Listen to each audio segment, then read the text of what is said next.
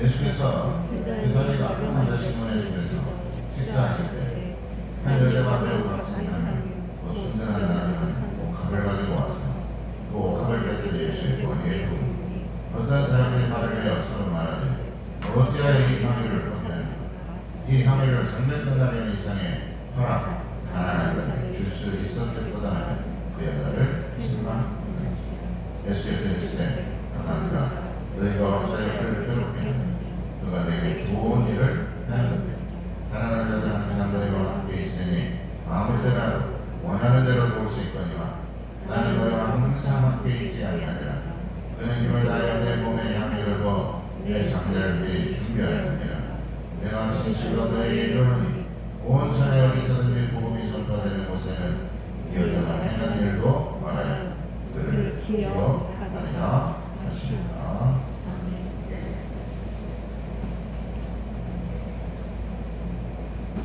오늘 말씀은 옥합을 꿰뚫으라 라는 제목의 말씀으로 같이 은혜를 나누겠습니다. 예수님께서 천하 만민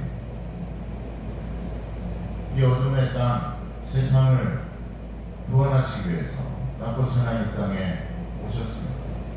우리의 죄를 속량하시고 우리가 마땅히 받아야 될 형벌과 죄를 예수님께서 온몸으로 받으시고 우리를 구원하시기 위해서 십자가에 달려 돌아가신 분이 바로 예수님. 그리고 성경에 예언하신 대로 또 살아생전에 말씀하신 대로 죽으시고 3일 만에 사흘 후에 부활하신다는 말씀 그대로를 예수님께서는 이루셨습니다.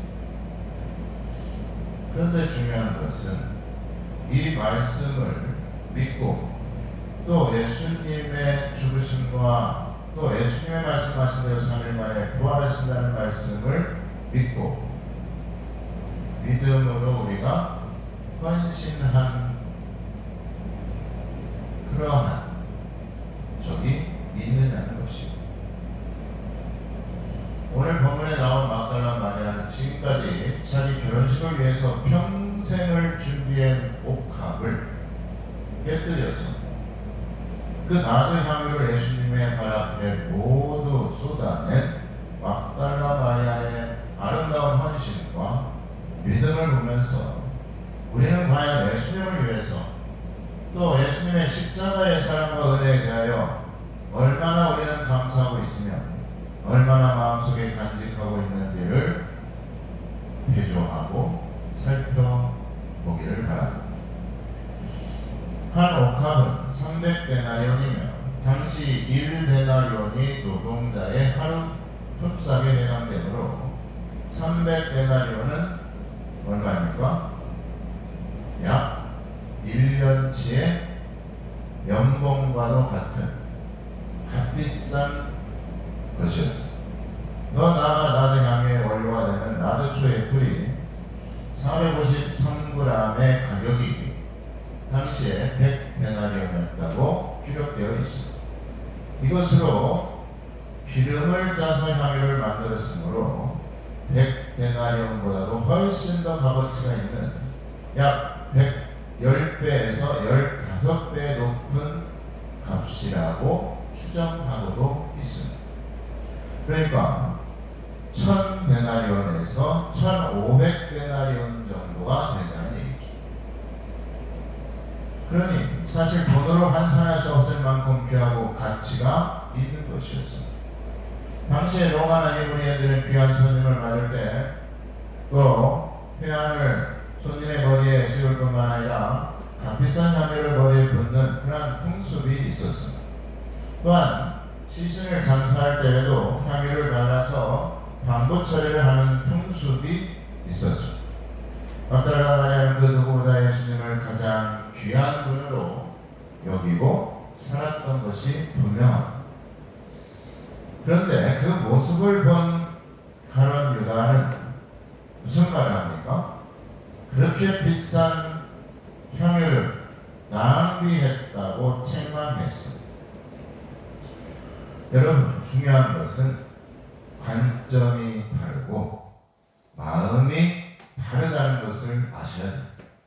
막달라 마리아는 옥합 향과 그것이 귀하고 소중하고 값비싼 것인 줄 그녀가 모를 리가 없습니다. 그렇지만 그것이 예수님을 위해서라면 전혀 아깝지 않았다는 얘기죠. 그녀는 예수님께 대한 마음이 여느 사람과 사뭇 달랐다는 얘기입니다. 예수님의 가치에 비하면 옥합나무 향유증은 아무것도 아니었다라고 생각했던 것이죠.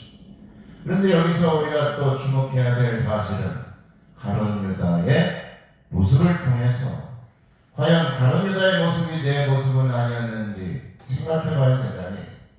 가룟 유다는 예수님의 가치보다 옥합 향유가 더 중요했습니다. 그것이 더 가치 있었다는 얘기죠. 그러므로 우리에게는 두 가지 선택지가 있어요.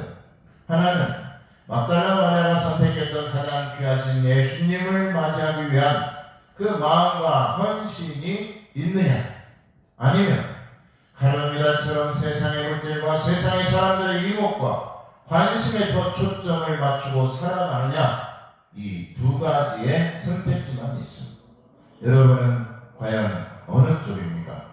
모두가 막달라 마리아처럼 예수님의 세상에서 가장 귀하고 가장 가치 있는 분임을 우리가 믿고 고백할 수 있기를 바랍니다. 또한 중요한 것은 막달라 마리아는 가장 귀하고 값어치가 있는 옥합을 깨뜨렸지만 과연 우리에게 있는 옥합은 과연 무엇일까? 다시 말하자면 우리가 깨뜨려야 할 옥합은 과연 무엇이겠냐는 것입니다. 여러분의 옥합은 과연 어떤 것입니까? 마리아와 같은 믿음과 헌신이 우리에게는 있느냐는 것입니다. 우리가 어디에 가치를 두고 사느냐에 따라 그 사람이 어떤 사람인가를 알 수가 있죠. 돈에만 가치를 두고 돈만 밝히는 사람은 수전노나 구두쇠라고 말을 하는 것이고, 보석과 사치품의 마음에 빼앗기면 그 사람은 허영심에 가득한 사람이라고 말할 것이며, 도박이나 향락에 빠져 살아간다면 그 사람은 언젠가는 폐인이 되거나 사람 구실을 할 수 없게 되는 것입니다. 잘못된 종교나 어긋난 사상에 인연해 볼까면 그게 바로 공산주의자가 되는 것이고 맹목적인 광신도가 되는 것입니다. 그러므로 우리가 어디에 마음을 두고 어떤 가치에 마음을 두고 살아가느냐에 따라 그 인생이 한가를 딸 수가 있다는 얘기입니다. 지혜의 높고 낮음의 하나님 앞에서 과연 무슨 의미가 있겠습니까? 세상에서 아무리 돈이 많고 아무리 가난한 사람도 하나님의 부유하심에 비하면 어떤 영향을 그가 줄 수가 있겠느냐는 것입니다. 하나님께서는 마음을 보십니다. 하나님께서는 우리의 중심을 보시는 사실을 분명히 기억해야 됩니다. 화장실 청소부가 두 명이 있어요. 한 사람은 먹고 살기 위해서 마지못해 억지로 일하는 사람이었고, 또 다른 한 청소부는 자기가 하는 일을 통하여 화장실을 이용하는 사람에게 산뜻한 경험을 안겨주는 일이라고 생각하며 항상 싱글벙글 일을 했습니다. 어느 화장실이 더 청결할 것이며 누가 청소한 화장실이 더 깨끗할 수가 있겠느냐는 것입니다. 어떤 청소부가 더 행복할까요? 성자가 된 청소부라는 책에 보면 거기에 청소부, 세소만 가꾸는 사람과 백정이 나오고 또 고아 등이 인도 하층 계급에 포함하는 여러 인물들이 등장하는데, 이들에게는 온갖 역경과 고난을 겪으면서도 한결같이 자기 일과 소임의 진심으로 헌신한 결과 그들이 성자로 존경을 받게 된다는 그런 이야기가 실려 있습니다. 사실 직업의 귀천을 따지는 것이 하나님 앞에서 과연 무슨 의미가 있겠으며, 하나님이 주신 사명에는 가치가 따로 있는 것이 아니라는 것입니다. 다만 자기 일에 어떤 의미를 부여하며 직무를 수행하고 있느냐, 그것이 더욱 중요한 것이며 더욱 가치가 있는 것이라고 볼 수가 있죠. 가치의 기준을 어디에 두느냐에 따라 달라질 수가 있습니다. 그 기준을 나에게만 맞추고 내 욕심과 사리사욕을 채우기 위해서 거기에만 맞추는 사람이 된다면 그 사람은 속된 사람이 되는 것이고, 그 기준을 하나님께 맞추고 하나님의 뜻에 맞추고 살아간다면 그 사람은 바로 하나님의 사람이 되는 것입니다. 여러분은 어떤 사람이 되고 싶으십니까? 우리가 직업인이라고 말을 할 때 프로페셔널이라고 합니다. 직업인. 어원을 풀어보자면 신, 프로 앞에서 진실하게 고백하는, 컨페스하는, 심정으로 살아가는 사람이라는 뜻입니다. 직업은 내가 하고 싶은 것, 내가 할 수 있는 것을 하는 것뿐만 아니라 하나님 앞에서 진실된 마음으로 고백하는 심정으로 살아가는 사람의 모습이다. 그게 바로 직업인의 정신이라는 얘기입니다. 한마디로 사명으로 일하는 사람과 사명이 없는 사람과는 전혀 다를 수밖에 없다는 얘기입니다. 어떤 일이든 하나님께서 주신 천지로 여기는 사람에게는 그 일이 세상 무엇보다도 귀하고 세상 그 무엇보다도 가치 있는 일이 되는 것이지만, 그렇지 않고 마지못해 억지로 꾸역꾸역 일을 하는 사람에게는 사는 게 지겹고 일하는 게 무역이라는 얘기입니다. 교회 봉사도 마찬가지예요. 차원에서 기쁨으로 하나님의 영광을 돌리기 위해서 하는 사람과 억지로 내 시간이 빼앗긴다고 생각하면서 내 물질이 없어진다고 생각하면서 하나님께 봉사하는 사람과는 전혀 다를 수밖에 없다는 것을 여러분 기억하시기 바랍니다. 하나님이 봉사도 아니고 하나님이 그걸 모르겠냐는 것입니다. 하나님께서는 분명히 알고 계십니다. 무슨 일이든 하나님께서 주신 사명으로 알고 책임을 다하는 것이 그러므로 중요하다는 말씀입니다. 진정한 프로페셔널은 자기 일에 대해서 또한 주신 직분에 대해서 가치 있게 여기는 사람이며, 그 사람이 바로 하나님이 기뻐하시는 성도라는 것을 똑똑히 기억하시길 바랍니다. 세상에서의 직장이나 직업만 중요하고 하나님께서 주신 직분에 대해서 전혀 가치를 두지 않는 사람에게는 하나님께서도 그 사람을 똑같이 여기실 것입니다. 오히려 하나님의 일에 대해서 더 열심을 가진 사람에게 하나님께서는 더 일거를 주시고 더 은혜를 주시고 더 축복을 주시는 줄 믿으시기 바랍니다. 그래서 성경에서 뭐라고 말합니까? 너희는 먼저 그의 나라와 그의 의를 구하라 말하지 않습니다. 너희는 먼저 네 먹고 살기 위해서 네 밥벌이를 위해서 살자라고 말하지 않았습니다. 하나님을 위해서 먼저 그의 나라와 의를 위해서 구하라. 그게 바로 성도가 살아갈 방법이라는 얘기입니다. 말씀대로 살아가야 여러분 축복을 받게 됩니다. 꼭 안 하는 사람은 안 합니다. 또 안 되는 사람은 안 되는 일에나 마음을 쏟고 살아갑니다. 핑계를 찾지 말고 방법을 찾으라는 말처럼 우리에게 무슨 일이 주어졌든지 변명거리만 찾을 것이 아니라 어떻게 하면 더 하나님께 잘할 수 있을까? 어떻게 하나님의 교회에 더 충성할 수 있을까? 이렇게 하면 하나님께서 기뻐하실까? 방법을 찾고 찾았다면 그 마음 그대로 일을 해야 되는 것입니다. 믿음의 크기는 순종이 결정하고 헌신의 크기는 사명이 결정하는 것입니다. 사명이 크다는 것은 헌신이 크다는 것입니다. 순종할 수 있는 사람은 믿음도 클 수밖에 없습니다. 따라서 해볼까요? 믿음의 크기는 순종이 결정하고 헌신의 크기는 사명이 결정한다. 자기 일에 대한 하나님 앞에 진실한 자세로 살아가야 됩니다. 세상 일에는 막 시간 아까워서 온 몸과 온 마음과 온 힘과 온 정성을 다 드리는데, 하나님을 위한 일에는 시간 되면 하고 안 되면 안 하고 힘이 나면 하고 힘이 없으면 못 하고, 그래서는 안 된다는 얘기죠. 자기 일에 하나님 앞에서 진실해야 돼. 이와 같은 사명론을 가지고 최선을 다하면 그 사람이 바로 프로페셔널, 그 사람이 바로 전문가이며 가치를 아는 사람이라는 얘기입니다.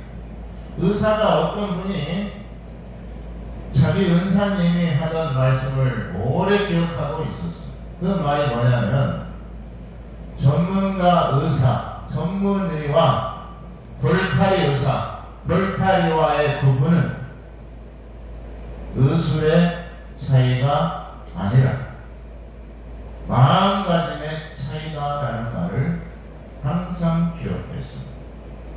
전문가 의사는 환자를 위해서 의학 기술을 쓰겠지만 돌팔이는 뭘까요? 돈만 벌기 위해서 자기 기술을 팔아먹는 것이죠. 그게 전문의와 돌팔이의 차이입니다. 앞서 말씀드렸던 성도가 된 청소부에 보면 이런 이야기가 나옵니다. 한 시각장애인이 밤에 물동이를 머리에 이고 한 손에는 등불을 켜고 길을 걷고 있었다고 합니다. 한밤중에 그와 마주친 사람이 묻기를 당신 바보 아니오? 앞도 못 보면서 아니 등불은 왜 들고 다니는 것이오? 그렇게 말하자 그 사람이 뭐라고 말을 했냐면 사람들이 나와 부딪히지 않게 하려고 이 등불을 들고 다니는 것입니다. 그러니까 이 등불은 나를 위한 것이 아니라 당신을 위한 것입니다 라고 말을 했다는 것이죠. 여러분 무슨 차이입니까? 내 중심으로 나만 알고 살아가는 사람과 나와 상대방 타인을 생각하는 사람과의 차이라는 얘기입니다. 작은 만을 위해서 살아가는 사람과 이웃을 배려하고 타인의 가치, 사람의 가치를 아는 사람과의 차이라는 얘기입니다. 가치를 알고 소중하게 생각하는 사람에게는 그 가치만큼 그도 역시 하나님께서는 그를 소중히 여겨주실 것입니다. 헨리 나우엔이라는 유명한 영성 작가는 이렇게 말을 했습니다.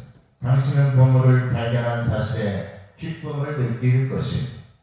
그러나 보물을 발견했다고 해서 모두 당신 것이 되는 것이 아닙니다. 아마도 다른 모든 것을 포기할 때 보물을 당신 것으로 만들 수 있을 것입니다 라는 말을 했습니다. 다른 모든 것을 포기해도 아깝지 않은 그것이 바로 보물이라는 얘기죠. 또한 보물이 되기 위해서는 그 가치를 알아봐주고 그 소중함을 깨달은 사람이라는 말씀입니다. 예수님께서 천국을 비유로 말씀하시면서 밭에 감추인 보화를 비유했던 적이 있습니다. 밭에 감추인 보화가 있는 사람은 얼마나 그 마음이 부자겠으며 얼마나 그 마음이 풍족하고 기쁘겠느냐는 것입니다.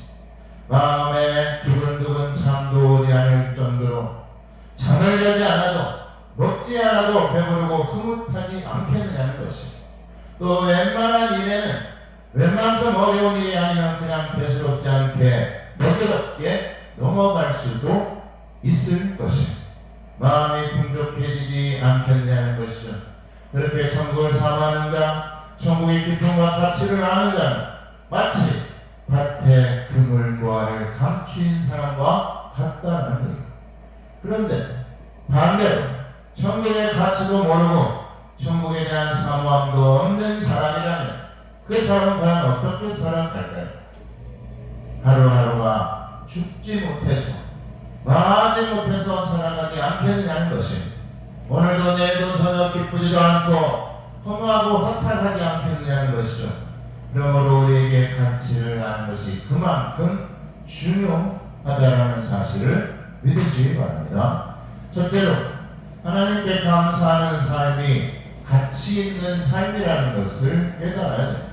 막달라 마리아가 생각이 없어서 그 나드 향유가 비싸고 귀한 줄 몰라서 주님의 발 앞에 깨뜨린 것이 아니라는 것을 분명히 깨달아야 됩니다. 옥합 향유가 하나도 흔해서 집이 완전 부자여서 그가 하나쯤 없어도 되는 것이어서 깨뜨린 것이 결코 아니라는 말씀입니다. 막달라 마리아는 가난했습니다. 그가 돈이 남아서 함부로 여겨서 했던 것이 아니라는 거예요.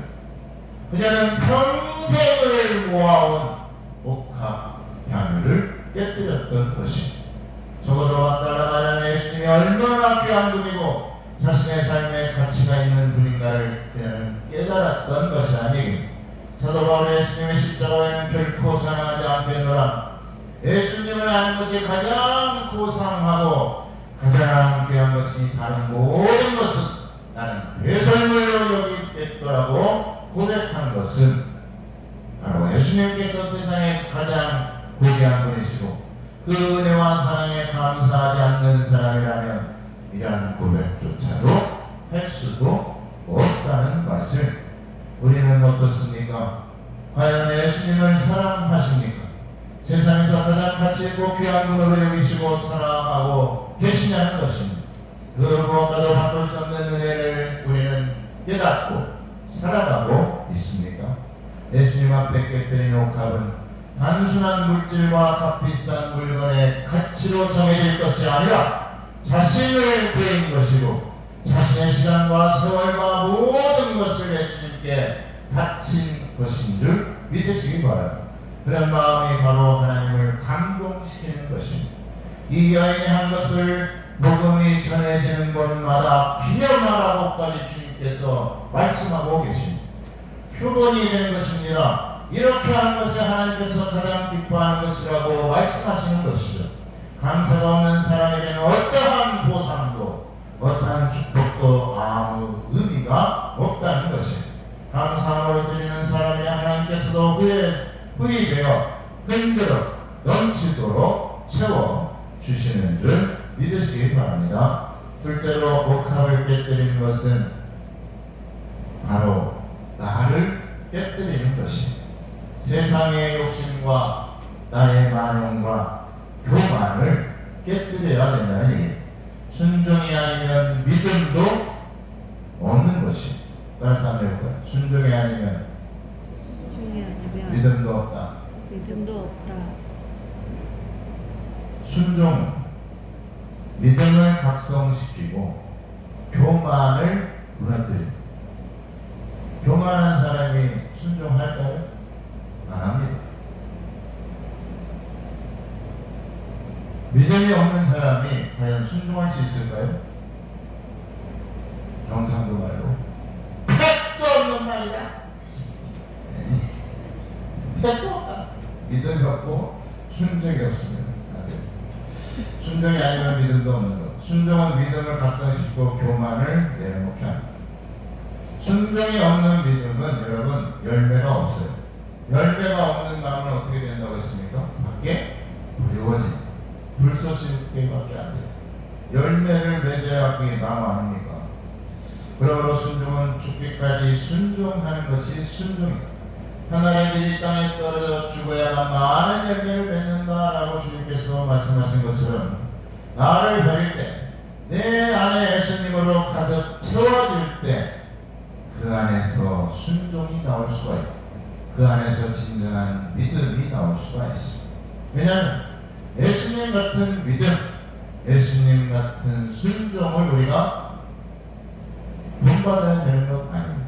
내 안에 죄와 욕심과 교만을 깨뜨릴 때 그 안에 예수님의 용서와 사랑과 은혜가 채워질 수가 있는 줄 믿으시기 바랍니다. 보물을 얻으려면 다른 것들은 다 버려야 돼요. 다 가질 수는 없어요. 세상도 좋고 나도 좋고 하나님도 좋은 것 그런 건 없습니다. 세상에서 흔히 하는 말 있잖아요. 공짜가 없다. 공짜 없어요. 하나님을 믿는 것도 하나님의 은혜가 물론 공짜지만 그 은혜를 받고 하나님의 뜻을 이루면서 살아가는 사람은 공짜가 없습니다. 우선순위가 또한 있습니다. 우리가 정하는 것이 아니라 하나님께서 정하신 대로 살아가야 된다는 얘기입니다. 우선은 하나님의 섭리와 뜻을 깨닫고 살아가려면 내 안에 예수님으로 충만해야 된다는 얘기입니다. 한자를 알려면 한자를 열심히 익혀야 되고 산수를 알려면 문제를 열심히 풀 수 있어야 되지. 그래서 국어를 잘하면 무슨 말이 있어요? 주제 파악을 잘하면 산수를 잘하면 분수를 안다. 우스갯소리도 있듯이 우리가 하나님을 알아야 하나님의 뜻대로 살아갈 수가 있습니다. 하나님이 어떤 분이신 줄 모르고 무턱대고 덮여놓고 믿는 것은 그것은 우상 숭배나 마찬가지입니다. 말씀을 보면서 말씀대로 살면서 말씀을 펴놓고 믿어야 돼요. 따라서 하면 해볼까요? 말씀을 펴놓고 믿자. 말씀을 펴놓고 믿자. 역성도에게 말씀을 펴놓고 믿읍시다. 말씀을 펴놓고 믿읍시다. 덮여놓고 믿으면 안 돼요. 믿음은 그래서 들음에서 나온다라고 말씀하고 있죠. 자주 들어야 돼요. 이번 특별 새벽 기도에 안 나오실 분 없어요. 저는 분명히 약속했어요. 하루라도 나오시기 바랍니다. 제가 강요하는 스타일은 아니지만 2024년에는 필요할 것 같아요. 믿음은 여러분 들음에서 나는 것. 듣지 않으면 어디서 들을 겁니까? 네? 세상에서 하나님의 말씀을 들을 수 있어요? 못 듣잖아요. 무엇이 믿음이고 순종인지 알아야 믿음이 자라나고 순종할 수가 있습니다. 기도를 왜 하는 것일까요? 기도를 하나님께 우리가 왜 하는 걸까? 내 소원 들어달라고 기도하는 겁니까? 내 욕망과 내 욕심을 채우기 위해서 기도합니까? 그것도 아니라면 세상에서 출세하고 세상에서 성공하기 위해서 기도합니까? 왜 우리가 기도하는 것일까요? 가장 중요한 이유 첫 번째는 하나님의 뜻을 알기 위해서 우리가 기도하는 것. 둘째는 그 기도한 대로 그 하나님의 뜻대로 살기 위해서 기도하는 거예요. 그게 가장 중요한 기도의 목적이라니. 그 다음 구할 것은 그 다음에 구해도 됩니다. 너희가 먼저 구할 것은 그의 나라와 그의 의를 구하라. 하나님의 뜻을 먼저 구하고 하나님의 뜻대로 살기 위해서 우리가 안 되는 부분에 대해서 기도해야 된다니. 믿음이 안 되면 믿음을 달라고 기도하시고 지혜가 없으면 지혜를 달라고 기도해야 된다는 얘기입니다. 하나님 앞에 헌신하는 마음, 기꺼이 드리는 마음이 없다면 헌신할 수 있는 마음을 달라고 기도해야 된다는 얘기죠.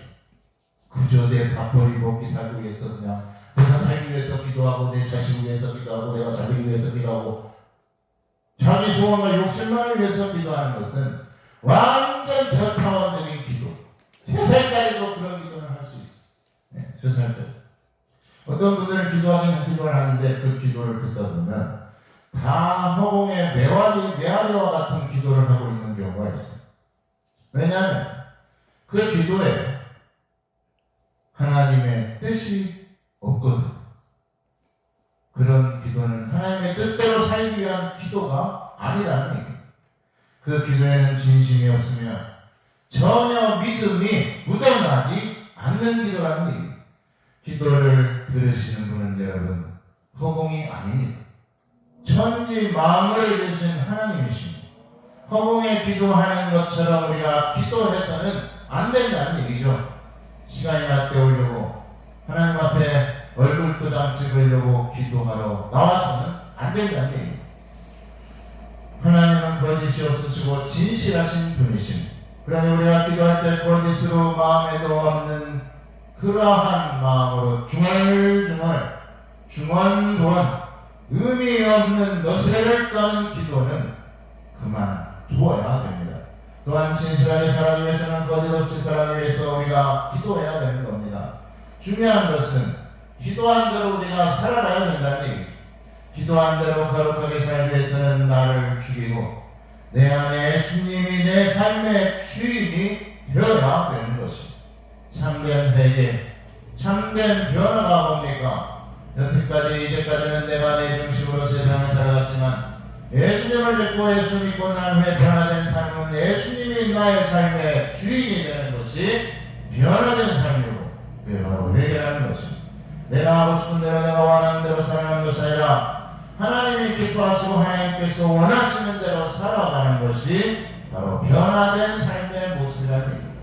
그러므로 변화된 삶을 살아가는 것이고 변화된 삶은 결국 열매를 맺고 살아가는 것입니다. 기도한 살아가는 것입니다. 또한 기도하고 회개하여 열매를 맺어야 됩니다.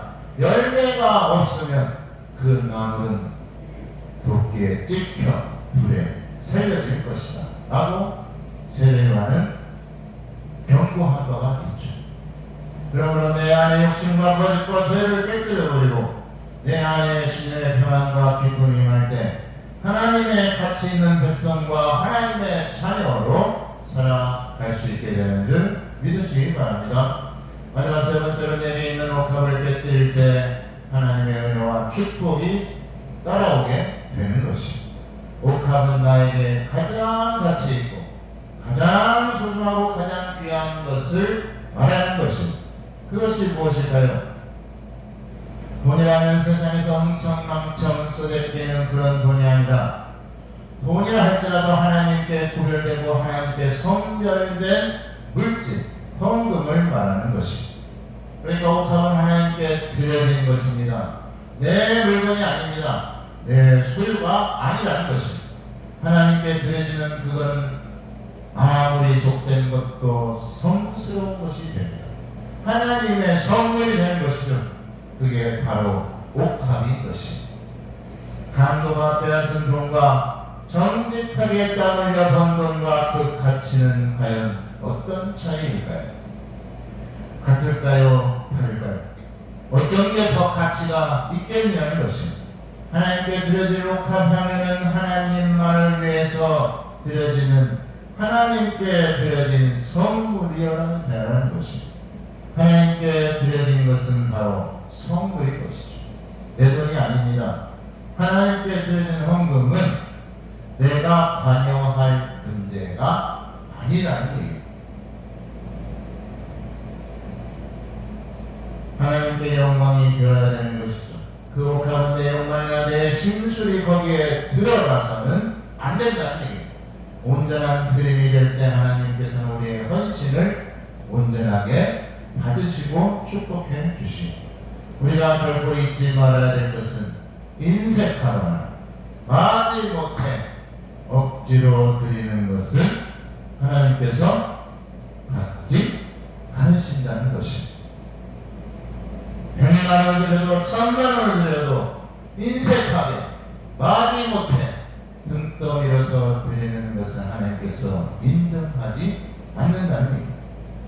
그러니 나에게 조금이라도 지분이 있다라고 생각해서는 안 됩니다.